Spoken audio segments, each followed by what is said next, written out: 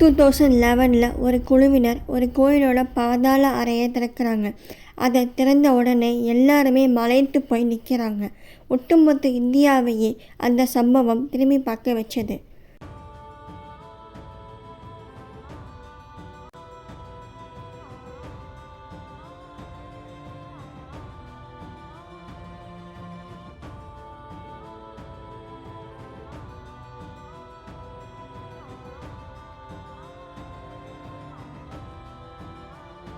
பத்மநாப சுவாமி கோயில்.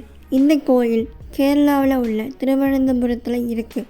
108 வைணவ திருத்தலங்களில் ஒன்று. இந்த கோயில் ரொம்ப பிரசித்தி பெற்றது. இதோட பழமை யாராலையுமே சரியாக கணிச்சு சொல்ல முடியல. இந்த கோயிலோட குறிப்புகள் சங்க இலக்கிய நூல்களிலும் புராணங்களிலும் தமிழ் நூல்களிலும் சமஸ்கிருத நூல்களிலும் இதை பற்றி நம்ம பார்க்கலாம். 16ஆம் நூற்றாண்டில் இந்த கோயில் திடீர்னு தீப்பற்றி எரியுது. அப்போது உதய மார்த்தாண்டவர்மர் இந்த கோயிலை சரி செஞ்சு திருவரங்கூர் ஆட்சியை தொடங்குறாரு. அதுக்கப்புறம் 1947 இந்த கோயில் திருவரம்பூர் அரச குடும்பத்துக்கு சேருது. அவங்களும் நல்ல சீரும் சிறப்புமாக இந்த கோயிலை பார்த்துக்கிட்டாங்க. அந்த கோயிலை நிர்வகிக்கிற நிர்வாகிகளுக்கும் அரச குடும்பத்துக்கும் ஏதோ ஒரு பிரச்சனை வந்ததுனால சுப்ரீம் கோர்ட்டில் கேஸ் போடுறாங்க. இந்த கோயில் பற்றின விவரங்கள் வேணும்னும் இந்த கோயில் அடியில் ஒரு பாதாள அறை இருக்குது, அந்த அறைக்குள்ளே எவ்வளவு தங்கங்கள் வைரங்கள் இருக்குன்னு அதோட சொத்து மதிப்பெல்லாம் வேணும்னு சுப்ரீம் கோர்ட்டில் கேஸ் போடுறாங்க. இதை கேட்ட உடனே சுப்ரீம் கோர்ட் அந்த பாதாள அறையை திறக்க சொல்லுது. அந்த அறைக்குள்ளே ராஜா காலத்து தங்க காசுகள் மட்டும் இருக்குன்னு நினச்சிட்டு முதல் அறையை திறக்கிறாங்க.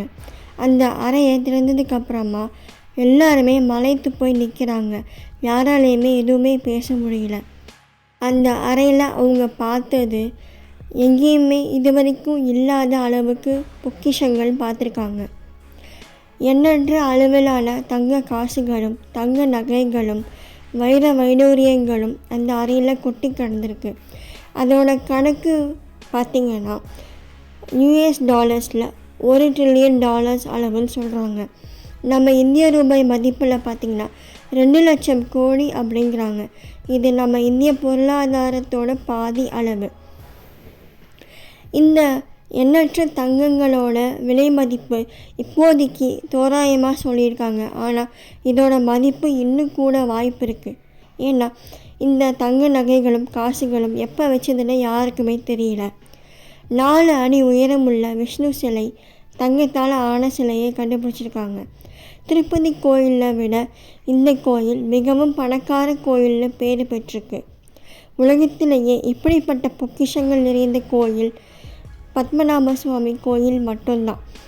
எல்லா அறைகளையும் திறந்ததுக்கப்புறமா பி அறையை திறக்கிறாங்க. அந்த அறையை திறந்த உடனே அந்த அறைக்குள்ளே இன்னொரு கதவு இருக்குது. அந்த கதவு பார்த்திங்கன்னா 2 நாகங்கள் சூழ்ந்த மாதிரி ஒரு கதவு. அந்த கதவுக்கு சாவி எந்த பக்கமுமே இல்லை. அரச குடும்பத்தினர் என்ன சொல்கிறாங்கன்னா, இந்த கதவை திறந்தீங்கன்னா உலகத்துக்கே அழிவு உண்டாகும் அப்படின்னு சொல்கிறாங்க.